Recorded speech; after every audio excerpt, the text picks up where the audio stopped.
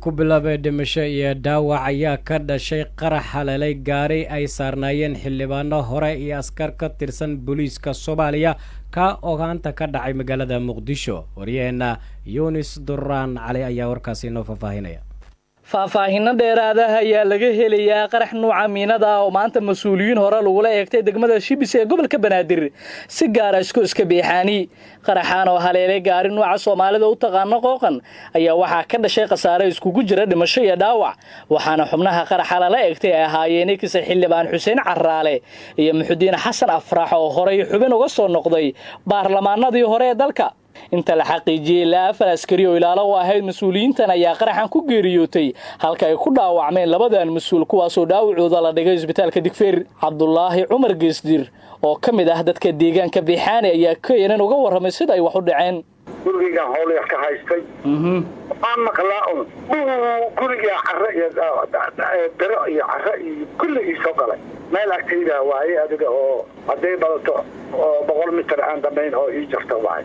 khasaaraha maxaa loo yahay marka? khasaaraha saddex aniga waxaan arkay oo staafka gadaal saarnay laba maskaxdooda baxday qalna garaabo waxa dhulkoo yaala oo laamiga ku dhacay waa nafsaxayay saddexdaas waa arkay ninka ugu horeeyay oo u tagay oo Muxudiin Xasan Afraxan gartay aniga markaan soo istaagay irida baabuurku ka soo degay iyo hal staaf oo fiyo baabuurka ka soo degay bis Muxudiin faray wax ka gaareen faraha gacnaha faraha sirri ka gaareen Xuseen Carraale dhinaca kamida xageeda oo dhinaca midig xageeda waxa uga jirtay bir weyn marka baabuurka saarayna bir weyn ku jirtay marka hore umma la geeyo kuwa meydka waa iska dhaafay laakiin waxa loola orday isbitaalka umma waxa loo gudbiyay Digfeer ayada ma soo gaaray baaritaan ay sameeyaan ciidan badan soo gaaray.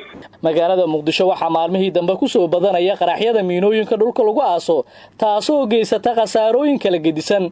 toddobaadkii hore Muqdisho waxa ka dhacay qaraxyo ay ku geeriyoodeen shacab mas'uuliyiin halka kuwa kalena ay ku dhaawacmeen. toddobaadkii hore deegaanka Garis Baalley qarax miino oo ka dhacay waxa ku geeriyooday gudoomiye ku xigeenkii amniga deegaankaas kii dhalinyarada iyo askar ilaalo u ahayd halka isla maalmo kadib qarax ka dhacay Muqdisho uu ka badbaaday gudoomiyaha degmada Yaaqshiid. waa qaraxii labaad ee Muqdisho lagu bartilmaameedsaday xildhibaan hore Muxudiin Xasan Afrax haatana kamid ah dhaqanka Muqdisho. dhinaca kale xildhibaan Mahad Salaad oo ka tirsan golaha shacabka oo ka hadlay qaraxan ayaa caafimaad degdeg ah u rajiyay siyaasiyiinta ku dhaawacantay qaraxan waxaana uu sheegay in Muqdisho la soo dhoobay miinooyinka nooca buuda ah waxaana dadka ku nool gobolka uu ka dalbaday sida siyaasiyiinta odayaasha ee shacabka in shaati shabaab inta loo soo gashto la gumaadayo si loo dabargooyo isagoo dhawaan shaaca ka qaaday in Elitria laga keenay miinooyin badan oo laga dejiyo garoonka Aadan Cadde. qoraalka xildhibaanka ayaa u qornaa sidan duqowda mudulooda maanta miinada loo dhigay caafimaad degdeg ah la siiyo maalmo ka hor ayay ahayd markaan idin sheegay miinooyinka soo boodeen Muqdisho la soo dhoobay waxaan mar kale ku celinayaa shaar shabaab inta la idin soo gashto ayaa la idin dabargooynin ee qaraaboy halis jiro. Yunis mahadsanid. al-shabaab ayaa gaadiid badan ka afduubtay degmada Xaradheere ee koonfurta gobolka Mudug iyadoo cabsi ay maanta ka jirto tuulooyin ka tirsan degmadaasi ama hoos yimaada. Cali Cilmi Salaad ayaa ka warramaya. dagaalamayaasha al-shabaab ee ku sugan degmada Xaradheere ee gobolka Mudug ayaa muddo toddobaadyaha waxa uu qafaalan ku dhawaad 50 gaari oo isugu jira noocyada kala duwan kuwaas oo ay leeyihiin dad shacab ah. dadka deegaanka ayaa inoo sheegay in qafaalashada al-shabaab ay timid kadib markii isfahmo uu soo kala dhex galay iyaga iyo qaar kamid ah odayaasha dhaqanka ee Xaradheere. mid kamid ah dadka deegaanka oo la hadlay keenan ayaa sharaxaya sababta ka dambaysa in al-shabaab ay afduubtaan gawaarida ay lahaayeen dadka shacabka ah.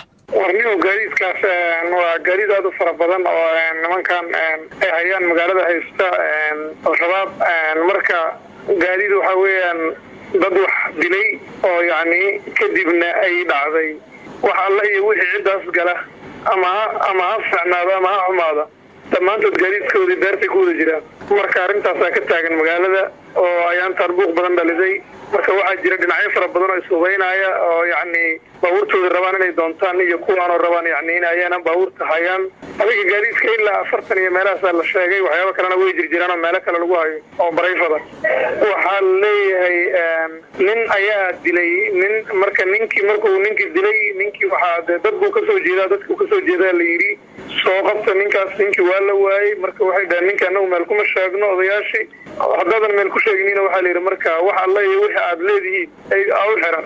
sidoo kale Xardheere ayaa muddooyinkii la soo dhaafay ee dadka isaga baxayeen kadib cadaadis kaga imaanayay al-shabaab.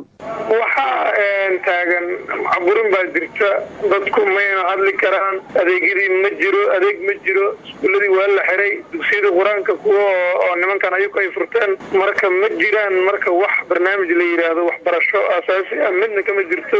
dugsiyada qur-aanka ayagu ay leeyihiin iyo dadkii ayaga ka cabsanaya oona dugsiyada aysan ilmaha u dirsan karin. taasaa taagan marka dadku waxay noqotay qof walba meeshii cunugiisa qur-aan uu ka heli karo inay la aadaan. marka iyadana waa arrin aad u culus oo maxaa la yidhaha deegaanku hadda waa faaro wax dada oo joogo oo aanan ka ahayn 40 qof oo waalid iyo habro looga taga maahine. marka arrintaasna waa ay taagan tahay. al-shabaab ayaa ku xididaystay degmada Xardheere iyaga oona ku sugan muddo ka badan 12 sano. madaxda maamulka Galmudug ayaa marar badan ku celceliyay inuu bilaaban doono howlgalla al-shabaab looga saarayo Xardheere, Ceelbuur iyo Ceeldheere. maasanid cali cilmi salaad. markana jawhar dagaalamayaasha al-shabaab ayaa ka baxay degmada Raagaceelle oo xalay ay qabsadeen saacado kooban iyo ciidamada dowladda oo dib ula wareegay magaaladaasi.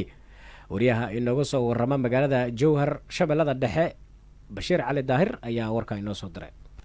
wararka naga soo gaaray deegaanka Raagaceelle oo ka tirsan gobolka Shabeellaha Dhexe ayaa waxay sheegayaan dagaalamayaasha al-shabaab oo halkaas ku sugnaa saacado ay iskaga baxeen kadib markii ay la wareegeen habeenkii xalay iyadoona wax iskorimaad u dhaxmarin dagaalamayaasha al-shabaab iyo ciidamada dawladda. dadka deegaanka Raagaceelle ayaa idaacadda kulmiye u sheegay in muddo ay ku sugnaayeen al-shabaab Raagaceelle waxaana dadka deegaanka ay sheegeen in dagaalamayaasha al-shabaab ay iskaga baxay Raagaceelle in ay ku sugan yihiin haatan tuulo hoos tagta Raagaceelle oo qiyaastii u jirta ilaa iyo 9 kiiloomitir. dhinaca kale maamulka Raagaceelle ayaa sheegay in aysan jirin la wareegitaan ee dagaalamayaasha al-shabaab ay la wareegeen deegaanka Raagaceelle balse ay jirto qayb ka mid ah deegaanka ay soo galeen balse ay ka hortageen ciidamada xoogga dalka Soomaaliya. gudoomiyaha Raagaceelle Umar Ali Nuur oo la hadlay idaacadda kulmiye ayaa waxa uu sheegay in haatan Raagaceelle ay ku sugan yihiin ciidamada dawladda iyo kuwa amisoon oo dhaqdhaqaaq halkaasi ka wada. ma jiraan wax al-shabaab inay la wareegeen degmada Raagaceelle waa wax saxaafadda ku eg arrinkaasu la wareegitaan wax la yiraahdo ma jiraan. laakiin marka salaada subax laga baxo waaga bariyay ayay waxay yimaadeen dhanka koonfur magaalada meesha laga soo galo gudaheedana soo ma gelin si ciidamada amniga u hortageen waana dib aan u erinay ilaa qoor dheer ala daba joogay laga soo noqdo. waxba kama jiraan waxay la wareegeen ma jiraan. magaalada meesha laga soo galo dhanka wadada xamal unbay yimideen sooma dhaafin. ciidamada amniga militariga ayaana ka hortagay. saakayna waxaa kusoo biiray haddana xoogaha kabada ciidanka amisom soo baxay xerada ka soo baxay oo aan looga baran inay soo baxaan weliba oo militariga maanta sameeyey. way raadiyeen ciidamada qalabka sida militariga Soomaaliya iyo ciidanka degmada iyo ciidamada amisom wax dhibaatana ma jiraan. annagana wax nima gaarayo wax gaar ma lahayn. xaaladda dawladda ka tahay waa cabsiya ma jiraan wax problema ma jiraan. ciidamada amniga ayaa gaafuureegayo oo meel walba rondeynayo wax kaloo problema ma jiraan. ayagana dhankan iyo waxay awalba ka soo baxeen ku sulateen. Bashiir Cali Daahir Radio Kulmiye Jawhar. khasaaraha ka dhashay qarax xalay ka dhacay magaalada Gaalkacyo ayaa kordhay iyadoo mas'uuliyiinta amniga gobolka Mudug ee dhinaca Puntland ay ka hadleen arrintaasi. Muscab Maxamed Yuusuf ayaa soo warramay. taliyaha qaybta booliiska gobolka Mudug Korneel Muumin Cabdi Shire ayaa faahfaahin ka bixiyay qarax xalay ka dhacay waqooyiga magaalada Gaalkacyo.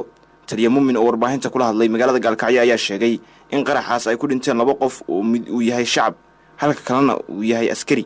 sidoo kale waxaa qaraxaasi ku dhaawacmay 8 qof oo isugu jira askar iyo shacab kuwaas oo hadda lagu daweynayo isbitaalka magaalada Gaalkacyo. waxa uu tilmaamay in qaraxa la egtay gaari ciidan oo rondo waday isla markaana uu ahaa mid weyn oo laga hagayay meel fog. waxa uuna intaasi ku sii daray in ay wadaan baaritaan iyo howlgallo la xiriira weerarkaasi.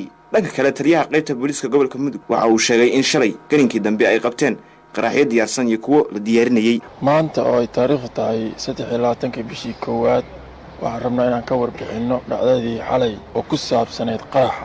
qarax wuxuu ka dhacay iskuulka Cumar Samantar darbigiisu meeshu ka bilowdo markii laga yimaado dhinaca koonfureed halkaasoo la dhigay qarax waddada dhinaceeda.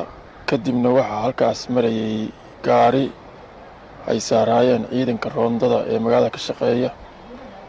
markuu la sinaana qof baxsaday saan malaynayno baa wuxuu u taabtay rumuud.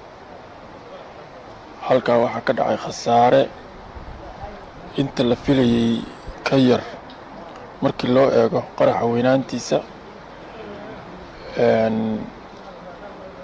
khasaaraha qaraxa ka dhashay waxaa weeye laba qof oo midna uu yahay shacab midna yahay askartii ayaa ku dhimatay. 8 ruux oo isugu jira askar iyo dadka shacabkaana waa dhaawac fudud. waxaan ballan qaadan inaan ka jawaabno dadkii falkaa geystay aanu soo qabanno kuwii hore aanu soo qabannayna aanu soo qaban doono. waxaan mar labaad uga digaynaa in aysan gaalkacyo moodin sidii hore ay wax u samayn jireen inaysan u samayn doonin, wixii u suurtageli jireenna inaysan u suurtageli doonin. waanu ka daba tegi doonnaa hawshaas, dadweynuhuna sidaa ku kalsoonaadaan. waxaa kaloo iyana aanu ka warbixinaynaa shalay mataqaanaa 4tii galabnimo waxay ciidanka booliisku gacanta ku dhigeen qaraxyo isugu jira kuwa diyaarsan iyo kuwa hadda la rabay in la diyaariyo oo ummadda lagu dhibo. waxaan sidoo kale daba joognaa ciddii dhigtay qaraxaas meeshaas ku kaydisay. insha allahu tacaala iyagana gacantan kusoo dhigi doonaa. kuwana awal baan horey u haynay kulligula kiisaskaas. gudoomiyaha gobolka mudug cabdiladiif muuse sanyare oo warbaahinta la hadlay ayaa sheegay inay soo qabanayaan wixii falkan ka dambeeyey. allah u naxariisto labadii ruux oo ku geeriyootay, inta dhaawacaan allah caafiyo. waxa weeye wixii dhacay de kolley waa dhici lahaayeen, dadkuna waa dhimanayaan. allah u naxariisto labadii ruux oo ku geeriyootay, inta dhaawacaan allah caafiyo. waxaan rajaynaynaa inta dhaawac inay ka kacayaan oo xaaladahoodu waa fiican yihiin, aad iyo aad bay u fiican yihiin xaaladoodu. waana la daaweeyey badankoodii. rajo badan baan ka qabnaa inay kulligood ka kacayaan oo ay fiicnaanayaan. ilahay waxaan uga rajay ilahay inuu caafiyo, isagaa caafimaadka iska leh. runtii qaraxan wax hadda aad u weyn oo aad loo buunbuuniyo oo ma aha. waa jaahwareerin waxay sameeyaan. waxaan argagixisada ahi waa joognaa, meelaha waa ka dhowna inay sameeyaan, wuxuun jaahwareerina sameeyaan. waa soo qabanaynaa, waa haynay riboodkooda inay qaraxa yari oo magaalada ku jiro. wax naga qarsoonaa ma ahayn. tiimka hayana waa ognahay oo tiim naga qarsoomaya ma aha. sidii kuwii hore aan usoo qabanay baan usoo qabanaynaa haddii alla idmo. dadkuna dee dabcan dagaal baa lagu jiraa, soomaali iyo argagixiso ah, caalamka iyo argagixiso ah. qayb baanan ka nah baanu reer gaalkacyood nahay. waana ugu firfircoonnahay inta argagixisada la dirirto oo waxa aan gacanta ku hayno iyo waxa aan u geysanay cid u geysatay ma jirto Soomaali ah. rajo badan waxaan ku qabnaa inaanu cirib tiri doono, gaalkacyana ay qaadan doonto doorkeeda ugu fiican oo ay ka guulaysan doonto. wadana jirmayna annaga iyo argagixisa gaal naga dhaxayn maysa, nagama dhaxayse. marka argagixisada al-shabaab waxaan rajaynaynaa dhibkii ugu dambeeyay inuu kale noqon doono oo ay magaaladan ka geystaan. waana insha Allah waa soo cirib tiraynaa. waxana waa wax macno weyn lama ahayn. waa dareemi kartaa tabartiisa iyo sida loo dhigay. maalin bana waxay la imanayaan taatika iyo sanad cusub. annaguna maalin walba taatika iyo sanad la yimaadaan waa hortaaganahay oo nagama dhuuman karaan. waan naqaanaa iyaga say wax u taatikayaan oo dhan oo dad hadda u dhuuman karaan ma ahayn. waa iska warqabnaa annaga iyagu. bishii hore ayay ahayd markii uu qarax ka dhacay isla koonfurta magaalada Gaalkacyo, gaar ahaan garoonka Cabdullaahi Ciise. 14 ruux ayaana halkaasi ku geeriyooday oo isugu jira saraakiil iyo askar ciidan. ma ahan markii ugu horeysay oo qaraxyo noocan oo kale ay ka dhacayaan magaalada Gaalkacyo. Muscab Maxamed Yuusuf, Radio Kulmiye, wararka Puntland. maasanid Muscab Maxamed Yuusuf. haatana Muqdisho. wasaaradda arrimaha dibadda xukuumadda Soomaaliya ayaa markii ugu horeysay ka hadashay walwalka laga qabo dhalinyaro Soomaaliyeed in ay ka qayb galeen dagaalka ka socda wadankaasi Ethiopia. Cabdullaahi Maxamed Cali ayaa warkaasi inoo haya. wasiirka arrimaha dibadda ee xukuumadda Soomaaliya Maxamed Cabdirasaaq ayaa markii ugu horeysay ka hadlay wararka sheegaya in dhalinyaro Soomaaliyeed oo lagu tababarayay waddanka Eritrea ay ka qayb qaateen dagaalo ka dhacay gudaha dalka Itoobiya. wasiirka arrimaha dibadda Soomaaliya ayaa sheegay in aysan ahayn wax la yaabo in ciidamo Soomaaliyeed lagu soo tababaro dalka Eritrea oo uu sheegay in waayadii dambe ay saaxiib dhow ahaayeen dawladda Soomaaliya. sababta keeni karta in ciidamo Soomaaliyeed lagu tababaro Eritrea ayuu ku sheegay kadib markii dalalkii kale ee Soomaaliya ciidamada u tababari jiray ay ku xireen shuruudo qaarkoodna ay lacag weydiiyeen. sidoo kalena uu gabaabsi yahay waqtiga loogu talagalay in ciidamada AMISOM ay gudaha dalka uga sii howlgalaan. ciidamada in Eritrea lagu soo tababaro wax qarsoon ma aha. maxaa dhacay wax inta maaragtay madaxweynaheena uu safar ku tagay dhinac laba mid iskuma heli karo in la yiraahdo ciidamadii AMISOM baxaya ciidamadii bedeli lahaa keen Turkiya loogu tababaraa ciidan waxaan warsanay ciidamo in loogu tababaro meelo badan oo kala duwan laakiin cid walbaba waxay tiraahday ama xujana lagu xiray ama waxa la yiri lacagtii lagu tababari lahaa keen in Eritrea marka ciidan loo tababarto ma aha wax qariib ah oo loo baahan yahay in lala yaabo hadii uu jiro wadan uu ku leh anaa ku tababari karna qarashna aan bixinaynin taas dhibaato inay keeni karto uma maleena. waraysigan wasiirka arrimaha dibadda Soomaaliya Maxamed Cabdirasaaq la yeeshay wariye Cabdi Xaafid ayaa sidoo kale lagu weydiiyay in ay jiraan ciidamo Soomaaliyeed oo waqti xaadirkan lagu tababarayo gudaha dalka Itoobiya kuwaas oo ka qayb qaatay dagaalo ka dhacay gudaha Itoobiya qaarkoodna ay ku dhinteen. wasiirka oo carabka ka dhoortay inay jiraan ciidamo Soomaaliyeed oo waqti xaadirkan ku sugan Eritrea ayaa sheegay inaysan jirin wararka sheegaya in dhalinyaro Soomaaliyeed lagu laayay waqooyiga Itoobiya gaar ahaan gobolka Tigreega. waxaan ku sheegi karaa in ciidamo Soomaaliyeed lagu tababaray 7 ilaa 10 dal oo kala duwan dhowr iyo 10 sano oo la soo dhaafay in maaragtaa siyaasiyiinta ama dad raba in Soomaaliya ay mas'uul ama xil u qabtaan hadda siyaasadeeyaan tababarka ciidamadeena ama sirtiisa sheegaan horta sax ma ah laakiin mid su'aasha dadka dhex guuxaysan rabaa inaan si toos uga jawaabo taasoo in aynasan jirin ciidan Soomaaliyeed oo Itoobiya dhexdeeda ka dagaalamaya dagaal sokeeyana qayb ka ah ma jiraan taasoo ku cadeyn kara ma jiraan baa leeyahay. maalmo ka hor ayay ahayd markii ay soo ifbaxeen wararka sheegaya in dhalinyaro Soomaaliyeed oo tababar loogu qaaday dalka Eritrea ay ku geeriyoodeen magaalada Maqale ee gobolka Tigreega waqooyiga dalka Itoobiya balse xukuumadda Soomaaliya oo aanan dhankeeda soo hadal qaadin in ciidamo Soomaaliyeed ay ku sugan Eritrea ayaa arintaasi goor sii horeysay beenisay. waxaana xusid mudan in maalmo ka hor ay sidoo kale arintani ay ka hadashay dawladda Itoobiya oo iyadana dhankeeda waxba kama jiraan ku tilmaamtay in ciidamo Soomaaliyeed ay ka garab dagaalameen kuwooda kuwaas oo lagu laayay gobolka Tigreega. waalidiin badan oo ku kala sugan qaybo badan oo Soomaaliya ka mid ah ayaa walaac xoogan ka muujiyay in carruurtooda oo ka maqan in ka badan hal sano aysan wax xoga ka haynin. sidoo kalena ay soo ifbaxeen wararka sheegaya in dhalinyaro Soomaaliyeed oo tababar loogu qaaday Eritrea lagu laayay dagaalo ka dhacay gudaha Itoobiya. waalidiinta qaarkood waxa ay sheegeen in kaliya aysan ku qanci karin hadalka dawladda ee ah inaysan jirin wararkaasi balse ay u baahan yihiin in caddeemo buuxa ay helaan sida in lala hadashiyo carruurtooda.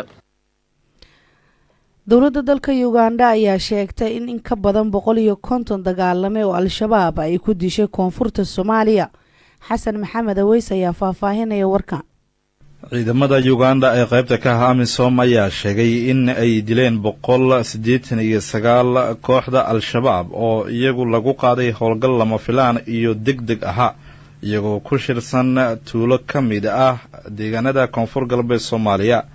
ciidanka Uganda bayaan ay soo saareen waxa ay ku sheegeen in ciidamada ka howlgalaya Soomaaliya ee qaybta ka ah AMISOM gaar ahaan kuwa Uganda ka soo jeeda ay iyagu howlgal bartilmaameed ay ku qaadeen deegaano ay ku dhuumaalaysanayeen dagaalamayaal Al-Shabaab oo iyagu ku shirsanaa tuulada Sigale ee koonfur galbeed caasimadda dhinaca Muqdisho ka xigta. bayaanka waxaa lagu yiri howlgalka waxaa sidoo kale lagu qaaday tuulooyin ku yaala gobolka Shabeellada Hoose halkaasi oo lagu burburiyay ayaa la yiri saldhigyo military oo ay kooxdu ay lahaayeen. waxaa gacanta lagu soo dhigay 2 hogaamiye oo ka tirsan dhaqdhaqaaqa Al-Shabaab oo waqti dambe gacanta loo geliyay ciidanka qaranka Soomaaliya. ciidamada Uganda ayaa qayb ka ah kuwa nabad ilaalinta u jooga ee Soomaaliya ee midowga Afrika ka socda kuwaasoo gaaraya ilaa 5,000 oo askari. waxa ay ka qayb qaadanayaan howlgalka ka dhanka dhaqdhaqaaqa Al-Shabaab iyo sidii ay xukuumadda soomaaliya ay u taageeri lahaayeen.